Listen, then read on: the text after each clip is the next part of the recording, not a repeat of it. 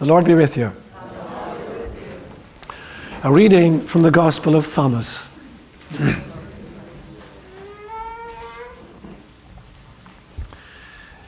Jesus says, "The truly human being is like a wise fisherman who cast his net into the sea and drew it up from the sea full of little fish. Among them, the wise fisherman discovered a very large fish. He threw all the little fish back in the sea and chose the large fish." Anyone who has 2 good ears to hear, let them listen. Good. Jesus says, look, the sower went out, took a handful of seeds and scattered them. Some fell on the road, and the birds came and ate them. Others fell on rock, and they didn't take root in the soil and didn't produce heads of grain. Others fell on thorns, and the thorns choked the weeds and the worms ate them. And others fell on good soil, and it produced a good crop. It yielded 60 per measure and 120 per measure. Jesus says, "I have come to cast fire upon the world. And look, I'm guarding it until it blazes." Jesus says, "This heaven will pass away, and the one above it will pass away. The dead are not alive, and the living will die. During the days when you ate what is dead, you made it come alive. When you were in the light, what then will you do? On the day when you were one, you became two. But when you become two, what will you do then?" Jesus says, "I give you what no eye has ever seen, what no ear has ever heard, what no hand has touched, what has not arisen in the human heart, and what has never occurred to the human mind." The Gospel of the Lord.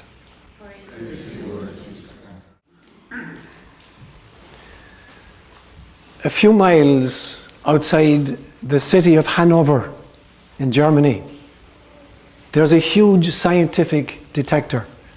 It's been in operation for about 8 years. And it consists of 2 huge arms at right angles to each other, running for 600 meters. And what they're trying to do is to try to detect gravitational waves coming from super dense astronomical objects like neutron stars or black holes in space. They're trying to detect the gravitational waves coming from these sources. But so far they're not getting anywhere. They haven't detected yet any gravitational waves from these sources. But over the last few months, there's been some really anomalous noise, background noise. Now, when scientists talk about noise, they're not talking just about sounds. Noise in scientific terms means any interference with the data you're trying to collect. So anything that's kind of contaminating your data, they call noise. So there's some kind of background noise for the last several months that they couldn't figure out. And then a physicist from Fermi Labs in Batavia in Illinois, a guy called Craig Hogan, who had actually predicted that this noise would occur, now gave them an interpretation of what this noise was about. And he was actually building on the work of 2 other physicists from the 1990s. A guy called Susskind and a guy called Tihout, it sounds Dutch, I don't know what his origin is. This guy actually got a Nobel Prize for physics for his work. But Craig Hogan predicted that this noise was actually evidence of what these other 2 physicists in the 1990s had theoretically established.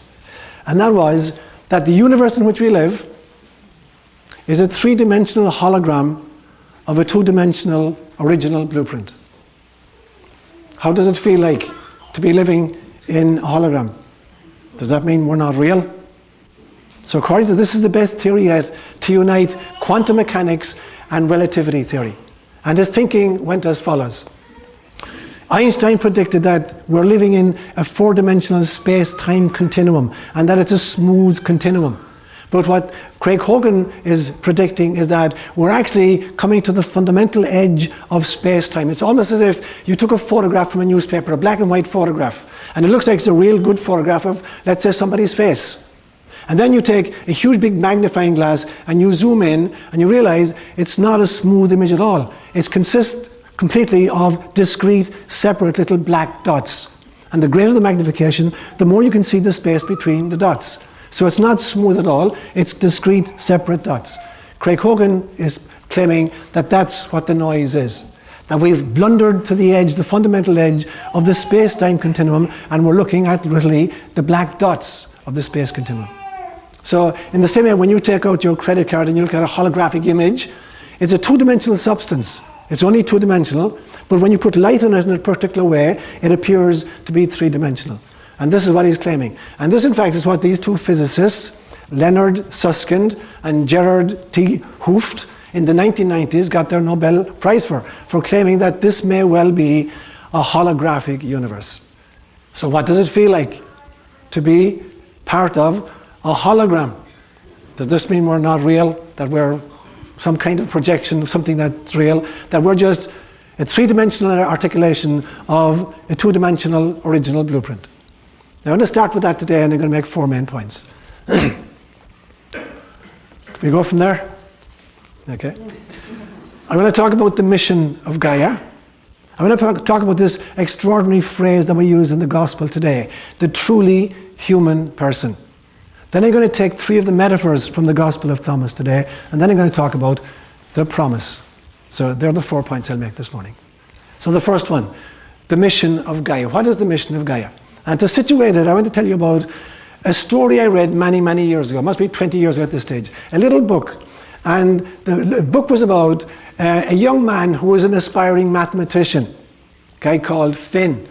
And he rescues a little girl child from the streets. This little girl is about 6 years of age. She's been abandoned by her family, and he takes her in and he feeds her and gives her housing, and he begins to educate her.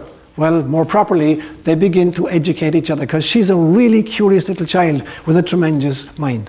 So he's homeschooling her.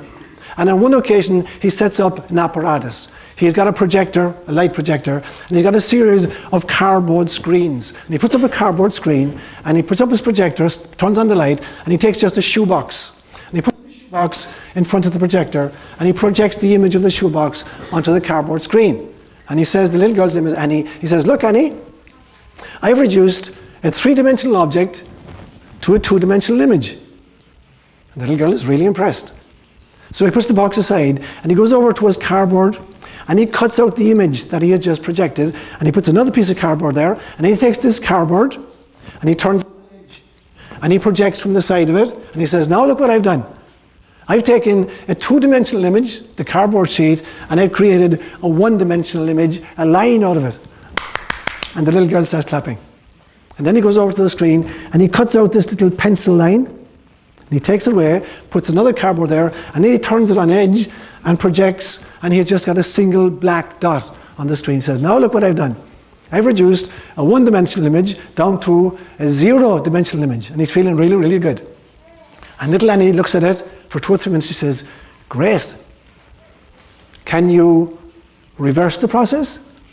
He says, what do you mean? She says, could you go from a 0-dimensional dot to a 1-dimensional image, to a 2-dimensional image, to a 3-dimensional image, and could you go further than that to a 4-dimensional image or a 5-dimensional image? And he's stuck at this stage. He doesn't know where to go with it.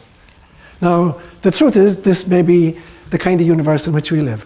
We live in a universe and in a reality that is multidimensional. We can go in either direction. We do it constantly. We constantly take 2-dimensional images and create 3-dimensional realities out of it. I did it myself. About 6 years ago, I drew plans for my own house, about 10 sheets of ground plans and elevations and stuff like that. And then I assembled building materials and got a few guys to help me. And I now live inside in it. It's a 3-dimensional reality, I guarantee you. There's walls and a roof. But it started with a 0-dimensional idea, and then it became a 2-dimensional plan on a piece of paper, and eventually became a 3-dimensional inhabitable reality.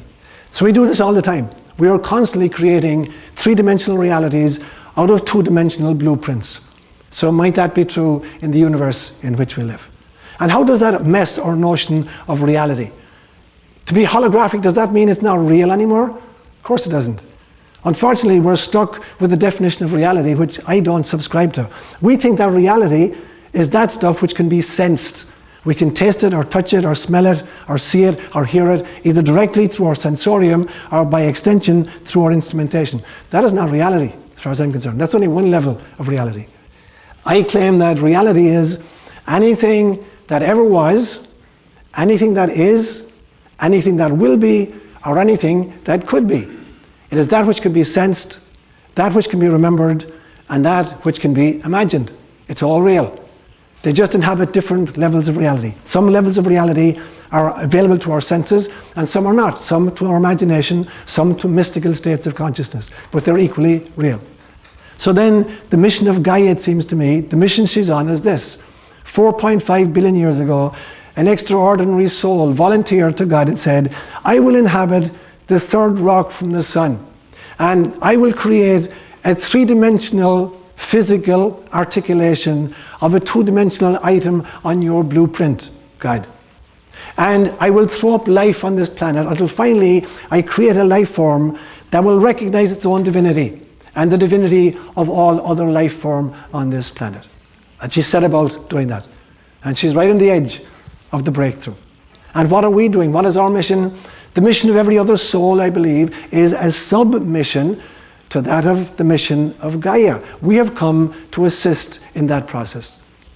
We who are multi-dimensional entities as souls have decided to move through a two-dimensional blueprint into a three-dimensional articulation of life on planet Earth. That's what we do.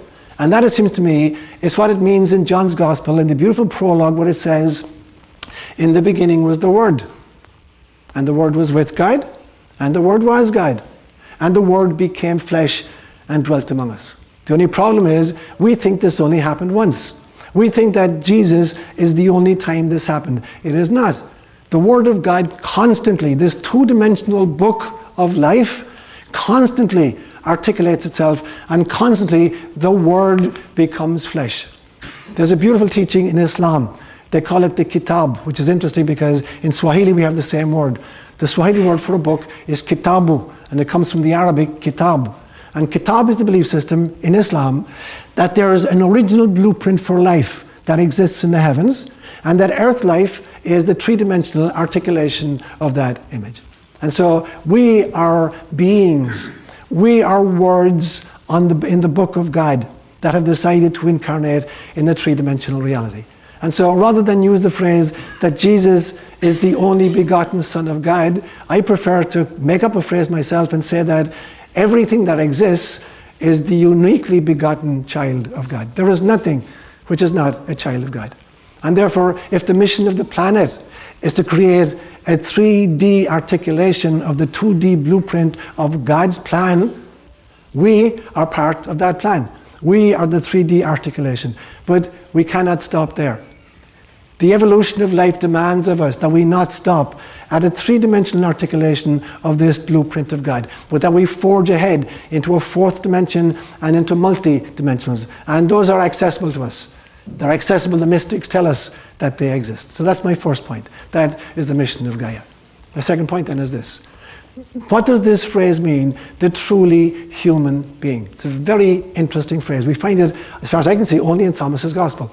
The truly human being. What would it mean to be a truly human being? So let's go back 3.7 billion years ago then to Gaia's mission as she began to create life forms on the planet. And she started off with bacteria, and then at some stage we got to amoebas, and then we got to some kind of sea life like fish, and then we came to amphibians, and then we came to reptiles on the land, and then eventually we had mammals of some kind, and then we had primates, and then we had hominids, and at some stage a subgroup of hominids, we called them Homo erectus, they stood upright, and then there was Homo habilis that could use its hands, and then there was Homo sapiens that could think, and then there was Homo sapiens sapiens that could think about thinking. But there are places beyond that. And the next stage beyond that, I call Homo Spiritualis. It is the next phase. For 3.7 billion years, we've been on this extraordinary trajectory. And just in that 3.7 billion year sweep, just literally for the last 2,500 years, the next stage, the prototypes for Homo Spiritualis have been coming among us. In China, we had Confucius, and Lao Tzu. In India, we had Mahavira and Gautama Siddhartha, the Buddha. In Persia, we had Zoroaster. In Israel, we had maybe Jeremiah and Ezekiel and primarily Jesus. And then further to the west, in Greece, we had Socrates and Plato and Aristotle. An extraordinary sweep of avatars coming among us, representing, in my opinion, Homo Spiritualis. Maybe the two finest prototypes produced in that entire line were maybe the Buddha and Jesus Christ. But what we find out is that evolution doesn't happen in discrete jumps. There's always an overlap. And so there was a huge overlap between both Homo sapiens and Homo sapiens sapiens and Neanderthals. Neanderthals flourished between about 130,000 years ago right down to 40,000 years ago. A 90,000 year sweep. They overlapped completely with Homo sapiens and Homo sapiens sapiens. They didn't just disappear. So there is an overlap happening at the moment between Homo sapiens sapiens and Homo Spiritualis. And I believe and I predict that it is this dialectic between Homo sapiens sapiens and Homo Spiritualis that will determine the future of humanity and the future of spirituality. But like all dialectics, it will be a difficult dialogue because Homo sapiens sapiens are addicted to who we are currently. We do not want to leave it. Whereas Homo Spiritualis, the Jesus figures and the Buddha figures are inviting us way beyond that, and we're hanging tenaciously on. In fact, we're trying to destroy the prototypes. We kill them very, very often. So the future of humanity will be determined by the nature of this dialogue, this dialectic between Homo sapiens sapiens and Homo Spiritualis. This brings me to my third point. I'm going to just take three images then, three metaphors from the Gospel of Thomas today, some really beautiful metaphors. He says, the truly human being is like a wise fisherman who threw his nets into the sea and he gathered up a whole bunch of little fishes. And then all of a sudden, as he's going through his catch, he finds one really huge fish. He throws all the small ones back and he keeps the big guy. Now, how would that look like? Firstly, what does the ocean represent? It represents, in some senses, the matrix of all life. Life began in the ocean. So ocean represents the matrix of life. Moreover, it represents the unconscious. And the unconscious is always the breeding ground for creativity and evolution. It's from there that all great evolution begins to happen. And who are the fish? The fish are the denizens of the deep. They are the inhabitants of the unconscious. They are the great ideas and insights that allow us to make these movements in our further evolution. So what does it mean then to trawl for little fish as distinct from big fish? If we are happy to trawl for little fish, then we are happy to plod along and make tiny, minor adjustments to life on planet Earth. If we will instead determine to catch a really big fish, it means we will find an idea or a concept or an insight which will allow us to radically dismantle the way we do life on planet Earth right now and think about doing it in a totally different fashion. If I were to use an image, what's it like? It's like, imagine in the early 1880s, people are trying to invent better axles for their horse-drawn carriages so they can travel faster. That's like small fish. We're tweaking the technology to kind of get a half a mile a day faster out of our carriages. But by the end of the 1800s, we had invented the automobile. We taught it to a whole new level. That's a big fish in evolutionary terminology. Nothing less than that is going to work for us in our human trajectory. As long as we're happy just to tweak little ideas and move forward incrementally, there'll be no significant changes on planet Earth. We have to learn how to trawl our religions. We have to learn how to trawl our political systems. We have to learn how to trawl our economic models for huge fish that will allow us to radically rethink how we, Homo Sapiens Sapiens, are doing life on planet Earth so we can begin to do life on planet Earth as Homo Spiritualis. So that's the first image that comes to me. The second image that Jesus uses is the image of the sower going out to sow his seed. And the original word would have been translated in English more as a broadcaster, because the word broadcast comes from sowing. The farmer who went out with a bag of seed and took a fistful of seed and scattered it as widely as he could, he's the original broadcaster. That's where we get the term broadcasting from. It means to cast really broadly the seed. There's less work. If I can stand and cast it as widely as possible, I don't have to do as much work. The problem is, when I broadcast, a lot of the stuff is going to get wasted, as Christ points out. Some of it is going to fall on the road, and the birds will eat that. It'll never germinate. And some is going to fall on rocky soil, and it will have no root. And some will form in the middle of thorns, and it'll be choked, and the worms will get that. And then some will fall on good soil. What would happen instead of broadcasting, we started selectively seeding?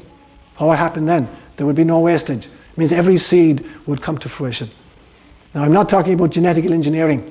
I'm talking rather about learning to go trans-rational. And I'll say more about that a little bit later on. Learning to go transrational as we seek the further evolution of the species. That's the second image he's using. And the third image he uses is the image of the fire. He said, I have come to set fire in the earth and I'm tending the blaze. He doesn't want the blaze to go out, he's tending the blaze. So let me just take one meaning of fire. What does fire do? It burns off contaminants so that we can reveal the original core precious metals, and then it refines those further. So what would that look like? It means that we have to use the fire of our discrimination to burn away what's merely cultural accretions and identify the core mystical messages. If you are a member of any faith system, and you have a faith proposition that you've been told by your religion, and you take this proposition and you give it to somebody from a totally different faith proposition and they think it's ridiculous, then it very probably is ridiculous. If you can take a faith proposition from your religious system and offer it to a truly spiritual seeker from any other tradition and have an aha experience, then it probably really is a faith proposition. If you can say to somebody, here's what we teach in our religion, we say, do not do to anybody what you would not like them to do to you. Immediately, everybody from every faith tradition will be saying, yes, that makes total sense, totally, way to go. If you can say to somebody, in our system we believe that all of us are equally beloved of God, there are no distinctions between people. Anybody from any faith tradition can say, yeah, that makes sense, that's what we teach as well. If I go to somebody of the Muslim faith or the Jewish faith or Hindu faith and they say, our church teaches that Jesus Christ was born of a virgin. She was a virgin before, during and after birth. And the guy says, give me a break. So what are you dealing with? We're dealing with a cultural belief system. There's nothing got to do with deep global faith.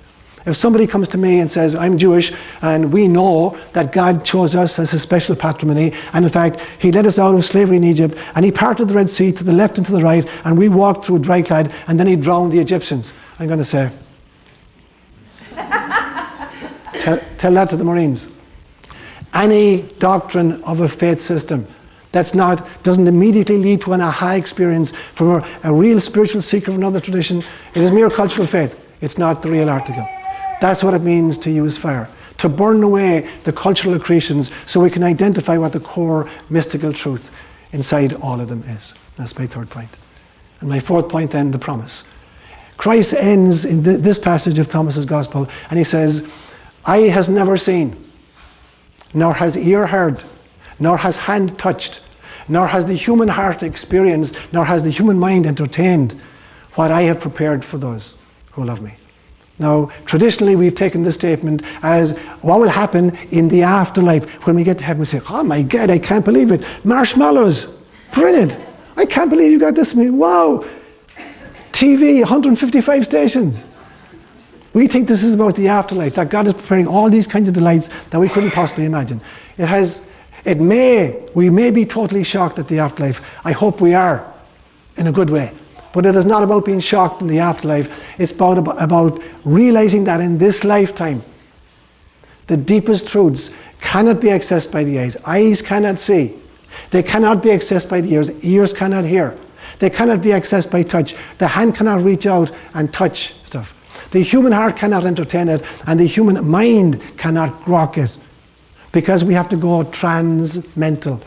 We have to go trans-rational in order to begin to discover that level of reality. And it's equally real. In fact, it's more real. It's a more pristine, primal sort of reality. So what do I mean by going post-rational or post-mental? Post-rational is not the same thing as pre-rational. It is not the same thing as irrational. It is not irrational at all. It is post in the sense that it transcends and includes that which has gone before. Because the human mind alone, and the human senses alone, and human emotions alone will not take us to the next stage of our evolution. It will be a mystical journey, and only a mystical journey. It will be an imaginative, mystical journey, and only an imaginative, mystical journey that will take us to the next stage of our evolution. And when we get there and we begin to experience it, as the Jesus figures and the Buddha figures have experienced it, we will be able to come back and articulate it in a mental, rational fashion, and there will be an emotional consequence to that, and our sensorium will feast upon the possibilities, but they won't discover it for us. Only the transrational will discover it for us. And so my challenge to myself and to you this morning, and my invitation to us, is this. Are we happy in 2009 to be fisher folk who bring up little fishes that tweak tinily our experience of life on planet Earth? Or are we going to go for the big one and make sure it doesn't get away? Can we really fish for the kinds of ideas that will take our country, our world, our species, and our universe into the next dimension?